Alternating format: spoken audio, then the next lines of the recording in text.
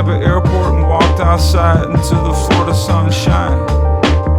And I was met by a tall, grungy, red-headed promoter guy and his shaved-headed friend who was along for the ride. In my line of work, a friend who was along for the ride means a fan who wants to eavesdrop on my life. Over the years, I found ways of blocking out the noise. I found ways to dodge, to askew, to divert, to avoid. For that ride to the hotel, I pulled out a copy of Ring magazine. I started reading it with a serious intensity. Boxing was a subject that my instincts told me neither of them knew anything about. If you appear to be immersed in something, people will leave you alone if they know nothing about the publication you appear to be immersed in reading.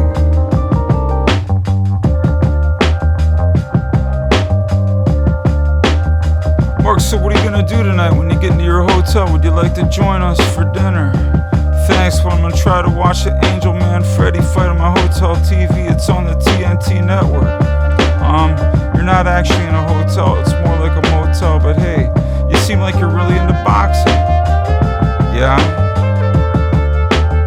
When we arrived at the motel, I asked what time sound check was the next day, and I said thank you for the ride and goodbye. And when they drove off, the fan in the passenger seat looked upset and frustrated like he wanted to cry. I successfully watched the man Freddy fight in the thick carpet, a room that smelled like air freshener and mold. The next day at soundcheck, a jaded sound guy was bringing a PA system into the bar.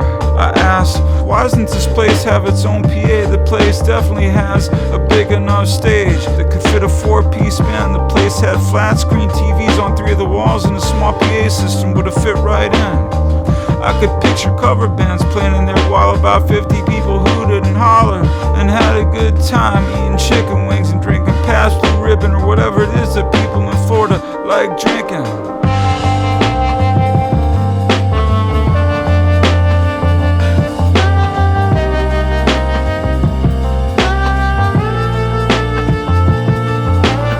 The guy who was along for the ride lingered around observing the sound check while the jaded sound guy was pushing knobs and not having much luck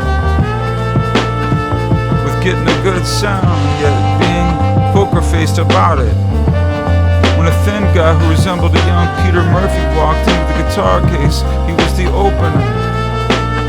I greeted him warmly, but he was very smug towards me and didn't say much more than a few words, if that. I don't recall much from the show except that it was awful, like awkward sex when you're having trouble keeping it up. Or whatever the case may be, you're just happy when it's over and it's finally done. And I left the venue that I believe was named after the Creedence Clearwater song Fortunate One, with 2 women who were happy to give me a ride to my motel. And while we drove along, one of them asked me how I'd like to open her. I said, I didn't watch, to tell you the truth. She said, that's okay, he doesn't like you. I said, that's interesting, you mean me personally or my music? And I wonder why. She said, I don't know, that's just what he told us, he doesn't like you.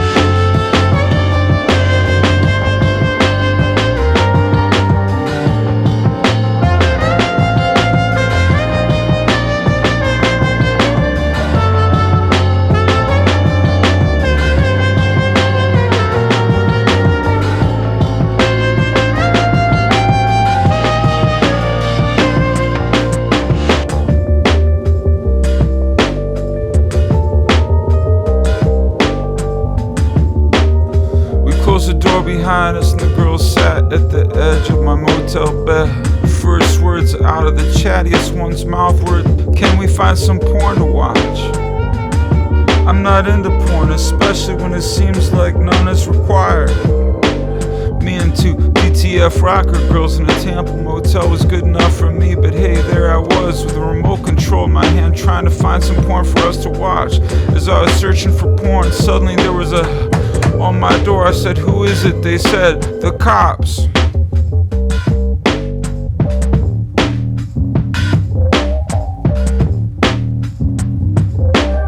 My heart was pounding and the girls got quiet really fast. I looked through the peephole of the door, and there were 4 big rednecks with cat hats standing outside. What's wrong? I asked. We're just kidding, they said. We're not the cops. Those are our girlfriends in there with you. And I said, oh shit. And I let the guys in. I asked them, how'd you guys find my address? They said the opener gave it to us. And I said, oh my god, how'd he get it? They said, from a friend of the promoter. He said he picked you up at the airport and you were reading a boxing magazine. And they hung out for an hour drinking their beers, laughing and talking. And then they all left.